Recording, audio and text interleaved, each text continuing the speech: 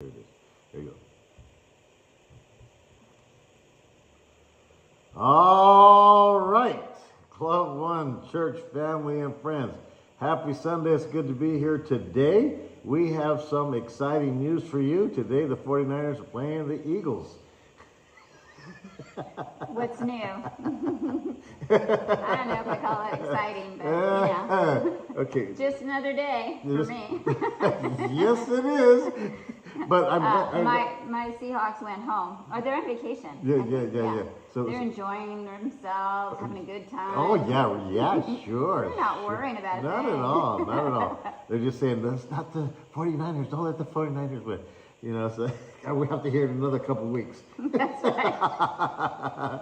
You know, so Go Eagles! see, that's poor. Yeah, so Rose was going to wear her Seahawks stuff today, and I said, no, that's not protocol. You cannot do that. When you lose, you lose. You got to go home. It's time to pack up the gear, put it up for next year, and go home. Now let's be transparent, honey. You said you will not wear your Seahawks clothes because you guys are no longer in the playoffs. So, you know, when you lose, you go home. You go home.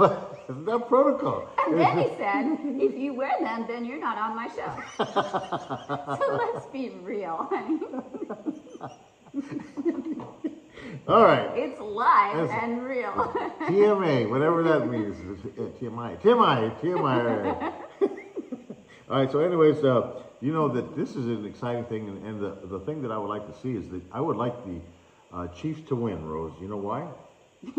Why? Because the Chiefs and the 49ers, because 3 years ago today, well, not today, but 3 years ago, in the Super Bowl, the Chiefs played the 49ers. And it was a close game. It was a great game. The 49ers could have pulled it off, but with Mahomes at the realm and Garoppolo just didn't pull it out. Now we have another opportunity with the Purdy, you know, and he's a young rookie, Mr. Irrelevant. He's now relevant. Last picked in the draft. I mean, for us, head to head, and I think the Chiefs. You know, although they lost 3 times already in playing the Bengals, Cincinnati. Okay. Anyway, you know, they have some injuries, and so Mahomes is a little injured too. But I think it's going to be a good game. Anyway, we're going to have fun. But enough of the football game. We're here to. Yeah, I think if Seattle was in the playoffs, we wouldn't be broadcasting and telling you all this information about Seattle. But because it's 49ers. Boy, we have some sports around here.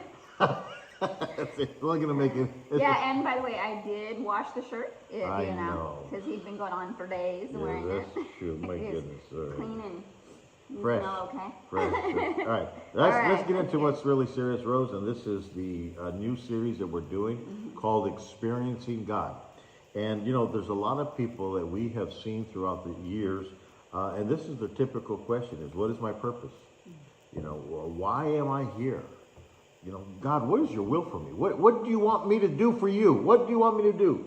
You know, and then what now? You know, when life circumstances bring tragedy or crisis or unfulfillment in the sense, they go, well, what now? What do I do now? You know, so that's what we're going to see is that you really need to experience God. You need to have that intimate personal relationship with God.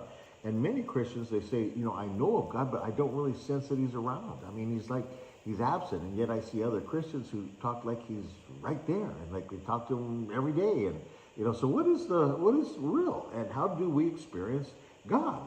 You know, Jesus turned around and said, my sheep hear my voice and they know me and they follow me.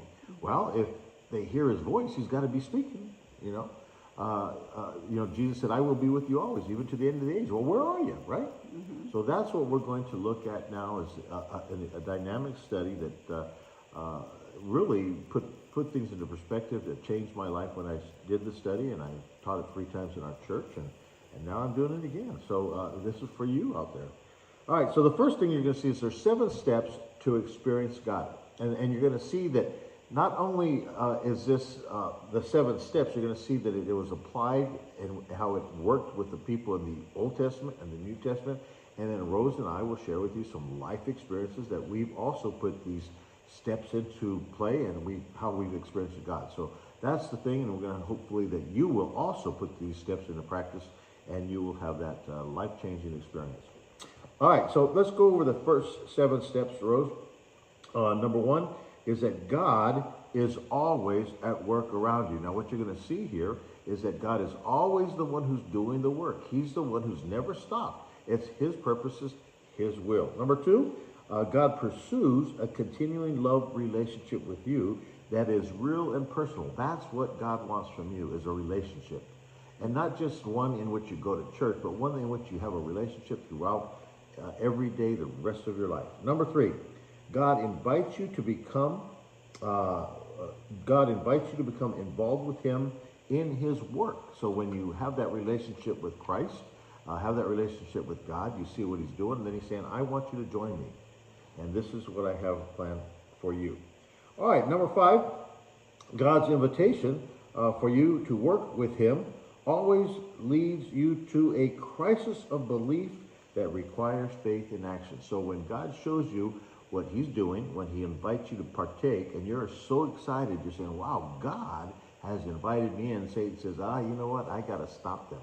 If they follow this plan, if they get involved with God and they see God working around them and they're being a part of God's work, then all of a sudden they're going to be excited. They're going to be living for the Lord. They're going to be telling people about the Lord. I got to stop them. And he throws a major wrench into the thing and tries to break you from following and believing God's plan and purpose for your life. It's amazing. All right, number 6, you must make major adjustments in your life to join God in what he is doing. And number 7, you come to know God by experience as you obey him and he accomplishes his work through you. So that's how you experience the living God. We're going to hear that over and over again, these 7 steps throughout this entire series, because those are the important steps, and we want you to kind of memorize them. We even make little notes and little tools to help you to memorize it. So let's take a look at one at a time, Rose. We're going to focus today in that God is always at work around you. So would you read Genesis chapter 1, verses 1 to 2, as well as verse 31. Okay, Genesis 1, 1 to 2. In the beginning, God created the heavens and the earth. Now the earth was formless and empty. Darkness was over the surface of the deep, and the Spirit of God was hovering over the waters. Now what you see here is that God was at the very beginning. This is the first book of the Bible, the very first couple of verses in Genesis, where it says that God's the one who created this earth. He's the one who made it. He's the one who planned it. He's the one who did everything in it. And he was working. He was working this situation, and he continues to work today. Verse 31, Rose. God saw all that he had made, and it was very good. And there was evening, and there was morning, the 6th day. Okay, so you see that what God made, and this is I think this is so important in people's beliefs and theology, understanding of God, Rose, study of God, is that this world is not the way that he made it. Everything that he made before sin entered into the world, it was beautiful. It was perfect. It was paradise, okay? And so what we see now with trauma, with diseases, sickness, death, disappointment, war, bad weather, tragedies, earthquakes, hurricanes, tornadoes. This is all because this world is not perfect. It's been affected by sin, and it changed God's perfect creation. But at the beginning, everything was beautiful, and he was working, and everything was perfect, and it was for us, and that we can love him. All right, another verse in John chapter 5, Rose, verse 17. Jesus defended himself. He said to them, "My Father is always doing his work. He is working right up to this day. I am working too." Okay, so God didn't stop. Now, it does say that on the 7th day he rested. Well, basically what that means is not that he went, I'm tired, I'm exhausted. Building this world is extremely stressful. It's not what he did. He's God. What he did when it says rested, it means he enjoyed his creation. He enjoyed this beautiful thing that he had planned out, and he enjoyed mankind. He wanted with Adam and Eve. He wanted to love them, and we need to remember that not only are we supposed to work, we're supposed to enjoy life. And a lot of people don't enjoy life because They don't know what life is all about. That's why they have those questions. What's my purpose? What's God's will? What am I supposed to do? Why am I here? All Right. right? It'd be like families where the spouse or both spouses work all the time, and then they're exhausted when Yeah. they get home from work, And they never don't enjoy it. really enjoy They- their family. Very good point, Rosa. That's exactly right. But now notice what Jesus said. He says, "My Father's still working. He hasn't stopped." But then he says, "And I'm working too." Isn't that neat? So what we see is that God's working, Jesus is working, but guess what? He invites you to join him in what he's doing. We're going to see that later. All right, let's look to the next verse, Rose.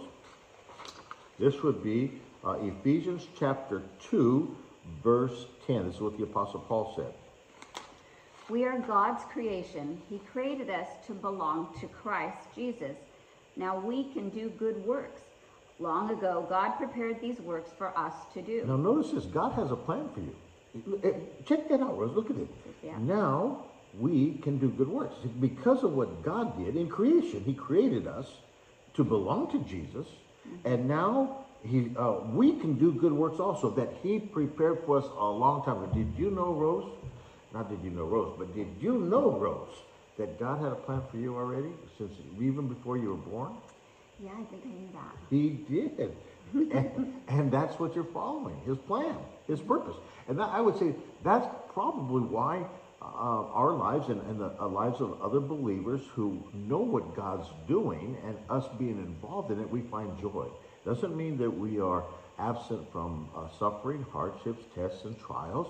But what it means is we enjoy life. We're excited about life. And even when we are at the most challenging part of our lives, we look forward to see what God is going to do through it and getting us through to the end. You know, it's exciting, right? I like that it says, now we're to do good works. And I think that's gotten a bad reputation where a lot of people out there believe that they're just supposed to do any good work for God. Now let me put that in proper perspective.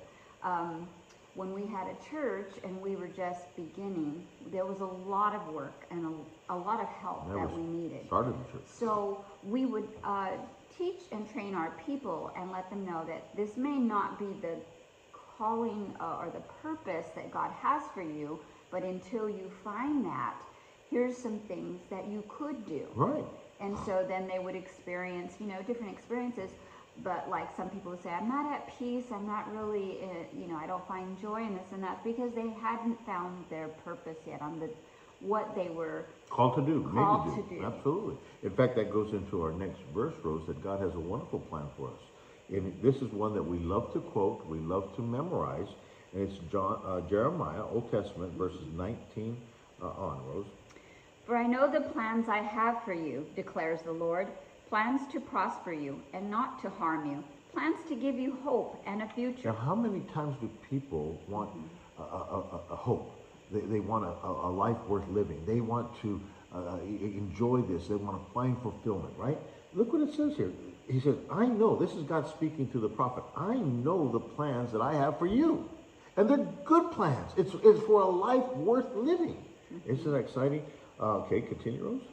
Then you will call on me and come and pray to me, and I will listen to you.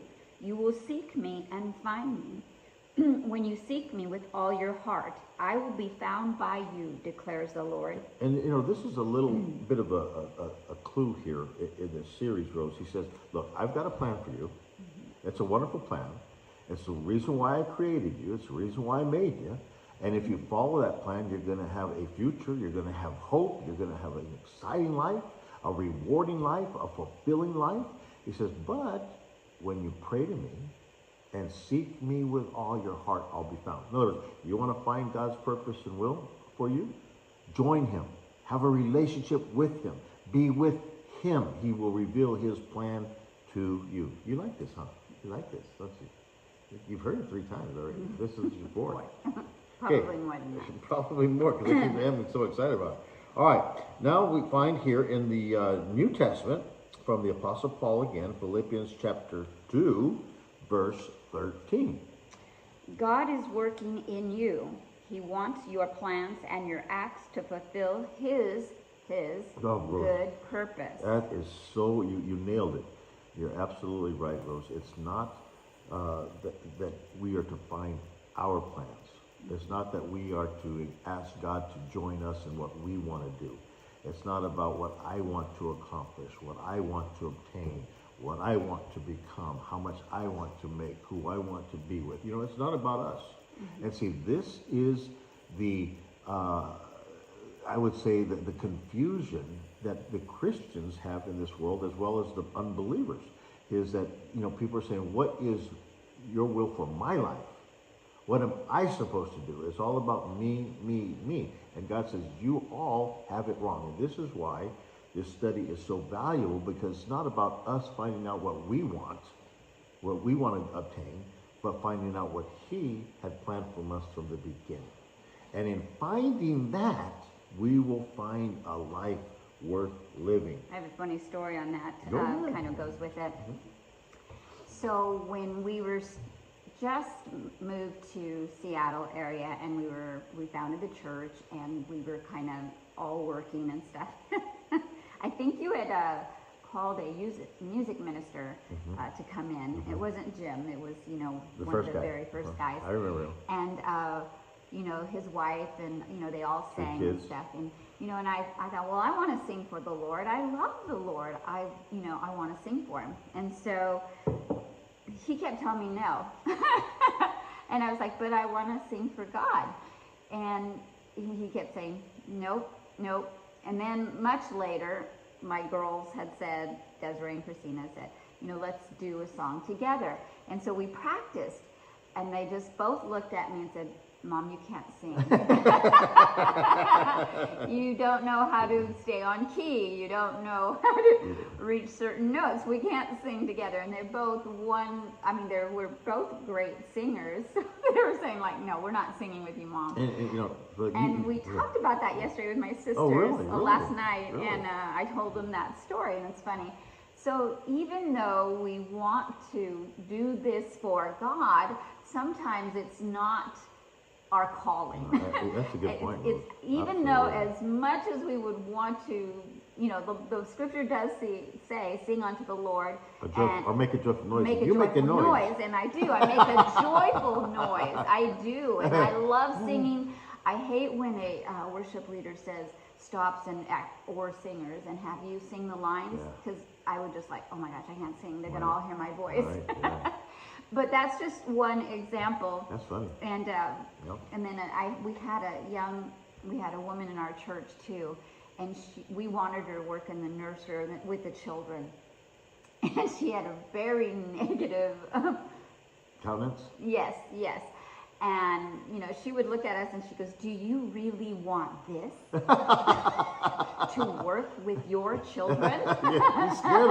You scare them. Yeah, that's for sure. And I said, good point. That's you know. good. So again, finding your purpose. But until you find that purpose, there are good works that we can do. That doesn't mean that, well, I'm just not going to serve the Lord. I haven't, found my calling. And we're going to look at that as we continue going on. Is that, you don't stay idle until all of a sudden it falls into your lap. There's a steps to take. Okay, that's what we're talking about.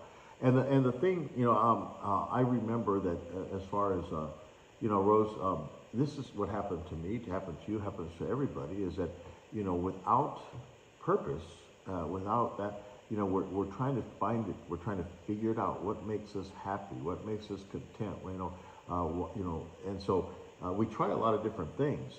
But I can honestly say that when you surrendered our lives to the Lord, you had some desires, but all of a sudden God started showing you what He had planned for you, and interestingly enough, it was in line with what you've always wanted, what I've always wanted, and what we do now. I mean, can you imagine, Rose, me being a preacher and a pastor and a chaplain for all these years? I mean, I could never have thought of that. I wanted to be out in the world making a lot of money. Traveling around the world and working overseas. I'm sure all your Aho friends said the same thing. What? Stan? A pastor? Yeah, probably. A preacher? There's no question. They still wonder what's going on. But but when you find, now listen, if God created you and God knows you and God has a plan for you, If you find it, you find fulfillment. And you find it by experiencing God. You're experiencing God by these steps that we're studying. And I'm just so excited, Rose, with where we're headed. All right, so we are now going to wrap it up. I mean, it's a little early, but is there anything else you'd like to share before we wrap it up, Yeah, Rose? I'm full of just these thoughts are running through my mind. I'm very visual, and I think we live in a very visual world with the media, social media, and all that stuff. So I think that we do really well with examples. And I think that one of the examples that came to me is that when your car is running and you feel the wheel shaking as you go certain speeds, you know, you think, okay, there's something just not right with the car. You think, well, is it the tire pressure? You know, and it could be all those things. But in order to resolve that problem, we go in and we have an alignment done. You know, it's usually an alignment and gets the car back on track. Well, that's kind of what like this is. Oh, that's good. You can be going along, but your walk, your Fumbling. yeah, you're kind of a little wobbly. bit shaky here, wobbly here, and we need to align ourselves Yeah. with God and His Yeah. purpose, the way we were designed Yeah. to be. Yeah. And then you will find a much smoother ride or walk with God. And it is not taught, you know, in all the Christian circles. Exactly right. They just tell you God has a purpose for you. Yeah. And people run around saying, what's my purpose? What's my purpose? And, you know, and they really stumble on that one. I have had so many Yes. church members over the past saying, I really don't know my purpose. Because Right. what they did was look at the talents that they didn't have, and they weren't looking at all of them and how God had designed them. And one example was one of our accountants. She was like, well, I'm not going to sing. I'm definitely not going to speak on stage. She had a very, very high prestigious job outside of the church. And it turned out that she was really, really great The at best. the accounting Absolute best. and taking care of our books. And she was amazing. You know, We love and you, she was Stacey. absolutely amazing. Yeah, amazing. And And still to she this had day. found that it was her very talent that also matched her gifting, that she could serve the Lord in that Yeah, way. and we're going to look at all these things because, you know, that's the whole ideal. If He created you, He's given you gifts and talents and to use for His purposes. Right. And So- there was no question that Jim, our worship leader, I love my brother his Jim. voice was absolutely Ann. amazing. I Gigi. miss it, Jim. I I love haven't it. heard it in a Absolutely. long time. And he's easy. And Jim, all these years you served at Club One and New Horizons. I mean, he was with me from the beginning. God bless you, my brother. I love you. Yeah, I mean, and- look what God did. Look what He's building over there now. It's just amazing. Anyway, Rosie, you see that Barbara and Andy are on. So, hey, cuz, I know the Dallas lost. How you feeling today? I get it. I get it. It's okay. I was rooting Let for it- Dallas last Let week. it go, bro. Let it go. Maybe your purpose is to be a 49er fan. At least you could. All right, that's enough of this stuff. All right, we love you guys so very, very much. We are here for you. Let us know. Put comments in there, good or bad. Hopefully good, but you know, and share this with other people around you. If you don't have a church and you can't get out and find one, or God's called you to be a part of this, we here every Sunday. We plan to be doing more once I get retired. Who knows when? But when you know, we're here for you. But we want you to love God, and we want you to experience your purpose. So Yeah, and Stan, someone asked me if I wanted to give, how could I give Yeah. to Oh, that's true. Club One? And that was a pastor, huh? Yeah, that was a pastor friend of ours asking me. Yeah. So if you'd like to give a donation to the Club One ministry where we can continue to do this, you can Zelle us at 253-222-9278, and that would be under my name, Rose Flores, with a Z at the end, and that will go to the Club One Church. We are a 501c3. and so you get a tax write-off, Yeah. and we will give you reports every year where that's going. At the end of the year, we send out a report for all the giving. We've never asked that before, but I guess we'll start now because there was a pastor kind Well, of he pushed challenged us. me He challenged too. us. He said, "What are you guys doing?" All right. So let's go ahead and lead you in a word of prayer. If you don't know Jesus, that's the first and foremost thing in which to find your purpose, and that is to come to know Christ. Let me lead you in a prayer, and if you have not yet invited Christ into life, do it now with this. Heavenly Father, I come to you. I give you my heart. I give you my life. I believe in your son Jesus, and I believe that he was the promised one, and he died on that cross for my sins. I believe, Heavenly Father, that he rose again on the third day. Jesus, I believe you're alive, and I surrender my life to you. Everything I have, everything I own, I surrender, I put into your hands. You lead me, Jesus, and I will follow. If you just said that prayer or similar to that, you have invited Christ into your life. Let us know of that decision so we can get back to you in private. Message me, and we get you some information on where to go from here and how to grow in your faith. We love you guys very, very much. That's why we do what we do every Sunday. All right, it's about time to get ready for that game, Rose. What do you think? Yes, it is. All right, we want to say go 49ers. 2 more weeks I have to tolerate. unless we lose. But you know what? I'm riding that wave as far as it'll take me. As far as it'll take me. All right, we love y'all. Rosie, time to say goodbye, Rosie. Bye, Rosie. All right, we love